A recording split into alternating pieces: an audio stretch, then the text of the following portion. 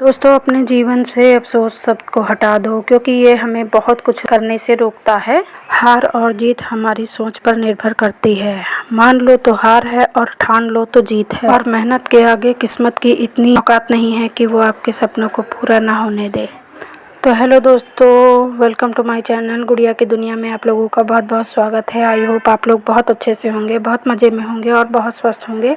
और देखिए, काफ़ी दिन से कपड़ों को प्रेस नहीं किया है, तो मतलब एक तरफ काम करो एक तरफ छूट जाता है। तो उसी चक्कर में एक तरफ आप देखिए कि मतलब मैंने बाकी सब काम किए हैं, तीज त्यौहार निपटाए हैं, तो इस मतलब कपड़ों का ढेर बढ़ाती गई हूँ। तो आज मैं मॉर्निंग में सबसे पहले उठी हूँ, तो सुबह बस थोड़ी सी झाड़ू लगाई है और उसके बाद मैं कपड़ों को लेकर बैठ गई हूँ, क्योंकि इस टाइम बारिश बरसात तो हो रही है पर गर्मी भी बहुत ज़्यादा है।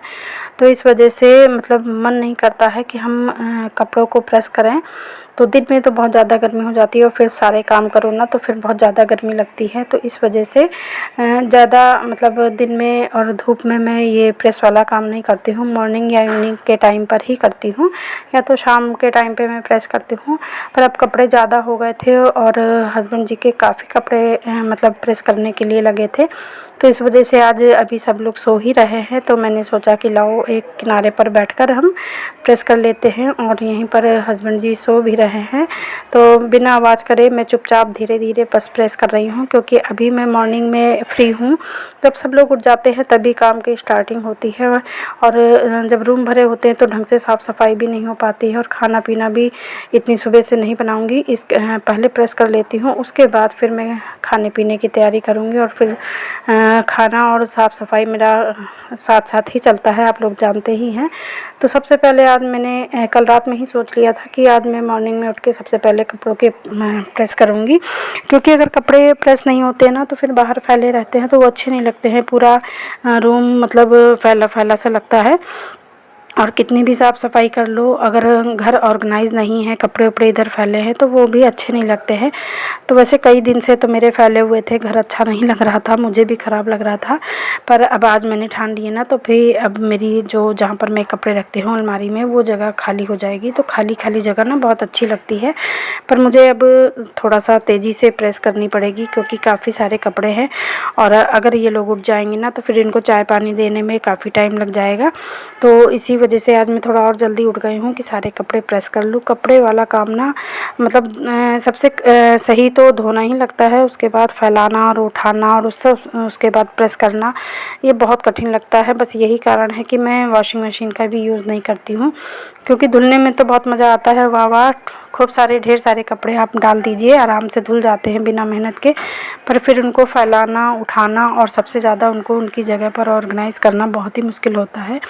और यहाँ पर देखिए, पापा जी की शर्ट में प्रेस कर रही हूँ, तो वो बिल्कुल प्योर कॉटन की शर्ट पहनते हैं। तो सब कपड़ों की तो सिलवटें जो थी वो हट गई थी, और पर इसमें नहीं हट रहे थे। मैंने प्रेस किया तो नहीं हट रहे थे। फिर इसमें ना मैंने पानी का छिड़काव किया, जैसे कि प्रेस वाले भैया लोग करते हैं। तो यहाँ पर मैंने पानी रखा था, तो उससे मैंने जब छिट्टे मारे और थोड़ा सा गीला गीला हो गया है, तब जाके इसमें अच्छी सी प्रेस हुई है। तो मैं जब प्योर कॉटन वाले कपड़े प्रेस करती हूँ तो इसी तरह करती हूँ।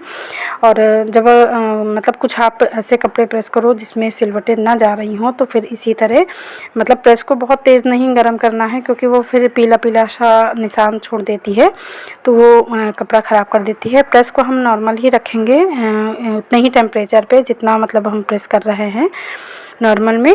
और उसके बाद कपड़े को हम ऐसे पानी छिड़क के गीला कर लेंगे, तो फिर सारी जितनी भी सिलवटें होती हैं वो सब अच्छे से हट जाती हैं।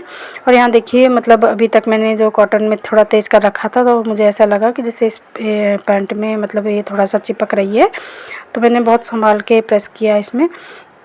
और फटाफट से प्रेस कर लूँ, क्योंकि अब काफ़ी टाइम हो रहा था, और चाय नाश्ता बनाने के बाद खाना पीना टिफ़िन वगैरह सभी कुछ करना है। तो यहाँ पर देखिए, मैं फटाफट से प्रेस कर रही हूँ, और लगभग सारे कपड़े मेरे प्रेस हो गए हैं। प्रेस करने के बाद अभी मैं यहीं पर रख दूँगी बेड पे ही, क्योंकि अब एक बार अलार्म लग चुका है कि हमको चाय दे दो। पर अभी फ़िलहाल मैंने कहा 2-4 कपड़े बचे हैं वो भी कर लूँ, फिर मैं चाय बनाती हूँ। तो पापा जी को तो हम तीनों ही लोग चाय पानी देते हैं, तो इस वजह से पापा जी को तो मिल गई है। पर अभी ये उठेंगे तो फिर मैं सबकी चाय बनाऊँगी, तो फिर से पापा जी को भी पहुँचा दूँगी चाय। और बस अब पैंटों का नंबर है, बस 1-2 पैंट और बची हैं, उसके बाद सारी प्रेस हो जाएगी।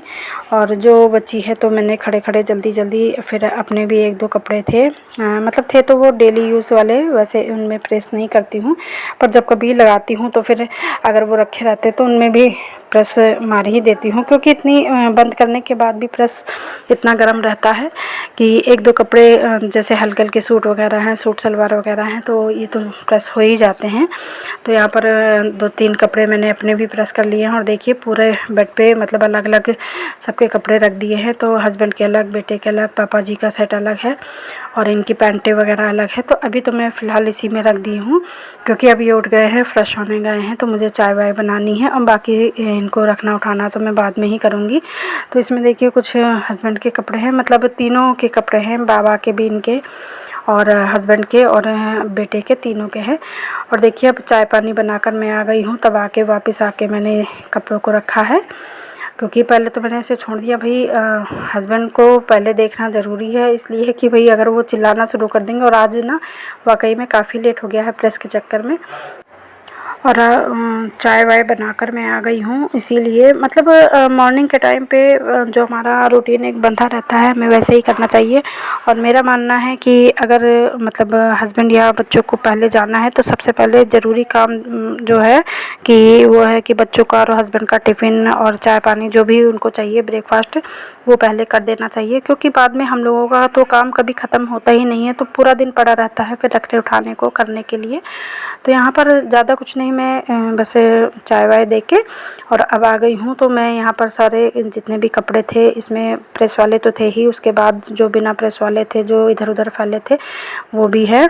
और जो अभी थोड़ा सा सीले लग रहे हैं उनको बाहर रख रही हूँ, तो जब मैं ऊपर जाऊँगी तो फिर इनको लिए जाऊँगी, तो ये मतलब ऊपर थोड़ा सा धूप वूप लग जाएगी तो सही हो जाएंगे, अच्छे से, मतलब उनकी महक हट जाती है, तो गंदी सी स्मेल आती है, वो अच्छा नहीं लगता है बरसात में, तो वो सब सही हो जाएगी। और यहाँ पर अब जब रूम में आ ही गई हूँ तो जितना टाइम है उतने में जल्दी से मैं अपना बेड वेड सही कर दूँगी।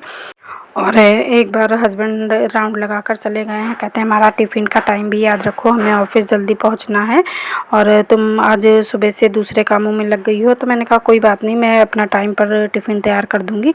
अब रूम में आ गए हैं तो फिर लगता है जितनी अच्छी जल्दी से हो जाए, लाओ अच्छा बेड वेड सही कर दे, तो बस यही करने लगी हूँ। तब तक मैं झाँक के देखती हूँ तो उनको ये है कि मैं मतलब देर से खाना बनाऊँगी, और कपड़े भी उन्हीं के प्रेस कर रही थी, ज़्यादातर उन्हीं के थे। तो कभी कभी मतलब कहते हैं ना कि मन की बात होती है, तो मन की बात है, तो इन्होंने ना सब्ज़ी भी काट दी है और काट के आराम से रख दी है, जो चीज़ ली थी इन्होंने। तो सब्ज़ी अभी मैं दिखाऊंगी, बहुत अच्छे से सब्ज़ी काट के रख दिया है। और फिर बाहर फ्रूट आया था, फ्रूट एक फल है, फ्रूट है, मतलब जैसे ककड़ी खीरा होते हैं, जो गांव के लोग होंगे उन्होंने नाम सुना होगा। मैंने तो यहाँ शादी के बाद ही अपने ससुराल में इसका नाम सुना था, और बहुत बड़ी बड़ी मेरे यहाँ आती थी, गांव से आती थी। मतलब पहले पापा सब चीज़ की मतलब बोआ देते थे, खेती करा देते थे, खेतों में हो जाता था किनारे, मतलब उसको लगवा दो इंजन के आसपास, तो वहाँ पर पानी की सुविधा रहती है, तो ये गर्मियों में रहती हैं। तो फूट का मतलब है, मतलब ये ककड़ी की तरह होती है, पर होती काफ़ी मोटी है, मतलब कितना बताऊँ, जैसे बड़ी वाली लौकी खूब मोटी सी होती है, उनसे भी ज़्यादा मोटी होती है, मतलब सबसे छोटी हस्बैंड ने मेरे ली है, मैं अभी आप लोगों को दिखाऊंगी। तो फूट का मतलब है कि जो वो जितना पक जाती है, मीठी होने लगती है, तो वो अपने आप फट जाती है, तो इसीलिए उसका नाम, मतलब कुछ और नाम होगा पता नहीं, पर चलताऊ नाम जो है उसका तो फूट है। फूट मतलब फट जाती है, इसलिए मतलब उसको फूट कहा जाता है। तो इसको ना बहुत अच्छी वो माना जाता है, मतलब सेहतमंद होती है।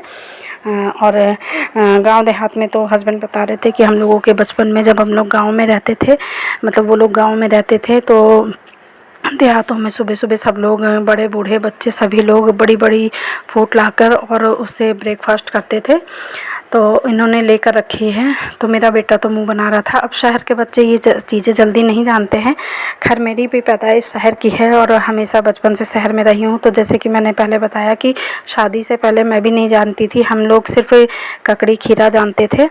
तो यहाँ पर देखिए केले की सब्ज़ी कितने अच्छे से काट दी है, और ये नहाने जा रहे थे तो फ्रूट वाला निकला है, तो इन्होंने फ्रूट ले लिया है और बिल्कुल तैयार थे नहाने के लिए। तो कहते हैं अपने बेटे के लिए उसको काट के रख दिए हैं और कह रहे हैं जल्दी आओ, खाओ, तो मैंने कहा वो नहीं खाता है और उसने पिछली बार भी नहीं खाया था। तो कहते नहीं हम काट के दे रहे हैं, आओ हर्षु खा के देखो। तो इसको चीनी और गुड़ से खाया जाता। तो देखिए बीज अलग कर दिए हैं और कट लगा दिए हैं, 3 हिस्से रख दिए हैं कि लो तीनों लोग खाओ। और यहाँ पर देखिए मैंने दाल चावल चढ़ा दिया था और उसके बाद बीच बीच में जैसे कि मैं सफाई भी करती रहती हूँ और खाना भी चढ़ाए रहती हूँ, क्योंकि ऑफ़िस का टाइम भी होने लगता है। तो यहाँ पर मैंने केले की सब्ज़ी भी छौंक दी है, क्योंकि वो कटा हुआ जब अगर सब्ज़ी वब्जी कटी हुई मिल जाती है तो बनाने में कोई दिक्कत नहीं होती है। और फूड की मैं बात कर रही थी, तो फूड हम लोगों ने खा के देखा, तो मैंने तो खाया। और मैं कुछ चीज़ें मैं इसलिए भी खा लेती हूँ कि चलो जैसे हम दवाइयाँ खाते हैं स्वस्थ रहने के लिए, इसलिए फल फ्रूट भी खा लेने चाहिए, अच्छे लगे या ना लगे, सेहत को थोड़ा सा सही रखने के लिए। और मैं तो वैसे भी ज़्यादातर मेरी तबीयत ख़राब रहती है, तो वीकनेस भी बहुत ज़्यादा लग रही है इस टाइम। बहुत मतलब बदलते हुए सीज़न में मुझे बहुत ज़्यादा तकलीफ़ हो जाती है, तो इस वजह से मैं और खा लेती हूँ। तो बेटा अब पापा के आगे कुछ बोल नहीं पाया है, तो इस वजह से पापा ने उनके चीनी मंगाई है गुड़ से, कहते हैं नहीं खाएंगे। तो मैंने कहा अच्छा चीनी में उसको डिप करके और तब खाओ। तो ये फूड ना हल्की मीठी होती है और इसको जब खाओ तो ये बिल्कुल खुशखुश वाली होती है, काफ़ी अच्छा टेस्ट लगता है इसका। और जो देहात के लोग होंगे वो तो अच्छे से जानते होंगे, पर शहर वाले शायद इसको ना जानते हों। तो चीनी के साथ हम तीनों लोगों ने खाया और ज़्यादातर हस्बैंड नहीं खाया, क्योंकि हम माँ बेटे इसको ज़्यादा झेल नहीं पाए। बेटे ने तो मेरे बस एक टुकड़ा ही खाया था, छोटा सा, मतलब 1-2-3 इंच का एक टुकड़ा ही खाया था, वो भी अपने पापा के डर से किसी तरह खा गए हैं। और उनका और हमारा दोनों का मानना है कि बच्चे जो चीज़ नहीं खाते हैं और देसी चीज़ें कुछ जो उन्होंने बचपन से नहीं देखी या बीच बीच में देखी हैं, तो पहले तो बचपना होता है कि चलो कोई बात नहीं, नहीं खाते हैं, पर 5-7 साल के बाद बच्चों को हर चीज़ टेस्ट करानी चाहिए। मेरे बेटे की आदत है कि जो चीज़ उसको देखने में ही नहीं अच्छी लगेगी या मन नहीं है वो चीज़ें वो नहीं छूता है। मेरे वीडियो में आप लोग देख सकते हैं कि बहुत सी चीज़ें ऐसी हैं कि मतलब मैं कितनी चीज़ें गिना सकती हूँ कि वो बिल्कुल एकदम मैं क्या कहूँ ना के बराबर चीज़ें खाता है। तो आप हेल्थ भी देख सकते हो, हेल्थ तो कोई बात नहीं, मतलब उनकी फैमिली भी उसी तरह की है, कोई मोटा नहीं है उसमें। पर मतलब बच्चों को ना मेरा मानना है कि हर चीज़ खानी चाहिए। तो इसी वजह से मैंने उनके पापा को इशारा किया कि आप बुलाओगे तो ये खा लेंगे, चाहे थोड़ा ही खाएं। और अगर हर बार हम 2-4 बार लेंगे तो थोड़ा थोड़ा ही बच्चे खाएंगे, तो शायद कभी मन करने लगे, क्योंकि बहुत सी चीज़ें होती हैं जो हम देखते हैं और अच्छी नहीं लगती हैं खाने में। तो यहाँ पर ज़बरदस्ती बेटे को, मतलब ऐसे ज़बरदस्ती नहीं की, पर वो अपने पापा से डरते हैं। तो जैसे ही वो मतलब पापा ने उनके कहा कि नहीं यहीं खड़े हो और यहीं पर चलो यहीं तख़्त पे बैठ के तीनों लोग खाते हैं। तो मैं भी खा रही थी, वो भी खा रहे थे। और उनके मतलब जबकि वो नहाने जा रहे थे, पर बेटे की वजह से उन्होंने भी कहा कि लाओ हम भी खाएंगे, इसको तुरंत काटो और तुरंत खाओ, बाद में रखने का मतलब है कि वो रखी ही रह जाएगी। इससे पहले पापा इससे 2-3 गुना मोटी थी, गाँव से लाए थे, तो हमारी वाली ऐसे 3-4 दिन रखी रही और वो बिल्कुल पानी हो गई, बेकार हो गई थी। तो इसीलिए मैंने इशारा किया कि बेटे को भी बुलाओ और तीनों लोग खाते हैं। तो यहाँ पर देखिए मेरा दाल चावल बन गया है और अब मैं टिफ़िन लगाने की तैयारी कर रही हूँ, क्योंकि हस्बैंड जी भी नहाने गए हैं। और सुबह सुबह इतना सारा काम हो जाता है कि कुछ यहाँ करो कुछ वहाँ करो, तो बहुत मतलब काफ़ी भाग दौड़ हो जाती है। तो पहले खाना बनाने का टिफ़िन वाली काम मतलब बहुत ही ज़रूरी होता है। अगर हम सोचें कि सुबह मॉर्निंग में जल्दी नहा लें तो बहुत ही मुश्किल हो जाती है, कुछ काम ऐसे होते हैं कि बाद में ही रह जाते हैं। अब जैसे आज जल्दी जल्दी करने के चक्कर में पूरा टाइम निकल गया है और अब मैं काफ़ी लेट हो गई हूँ। तो वो नहा के आ रहे हैं, फटाफट से मैं अब एक साइड सब्ज़ी में थोड़ा सा और अच्छे से पका लूँगी। ये केले की सब्ज़ी ना लाल लाल हो जाती है तो अच्छी लगती है। तो उसको पूरा पकाने के बाद उसी कढ़ाई में मैंने दाल को फ्राई कर लिया है। और दाल फ्राई करने के बाद साथ साथ मैं रोटियां भी बना रही हूँ, क्योंकि वो आ गए हैं बिल्कुल मतलब 11:15 का टाइम हो गया है, 11 बजे उनको निकलना है। तो फटाफट से अब मैं नाश्ता बना दूंगी उनको, तो यहाँ पर थोड़ा सा खा लेंगे और बाकी टिफ़िन लगा दिया है, टिफ़िन लेकर जाएंगे। उसके बाद में जितना भी बाकी बचा हुआ काम है वो मैं हस्बैंड के जाने के बाद ही निपटाती हूँ। मुझे ना मॉर्निंग के टाइम पर कोई भी मतलब चिक चिक नहीं चाहिए, तो मैं भी नहीं करती हूँ। और मेरी पूरी कोशिश रहती है कि जैसे हमारे हस्बैंड की अगर आदत है या बच्चों की आदत है कि थोड़ी सी चीज़ में चिड़चिड़ाने लगते हैं, तो बेटा तो मेरा नहीं है, पर हस्बैंड की आदत है कि उनको उनके मन का जल्दी जल्दी काम नहीं हुआ ना तो थोड़ा सा उनको उलझन होने लगती है, तो चिड़चिड़ा जाते हैं, तो मैं वो मौका ही नहीं देती हूँ।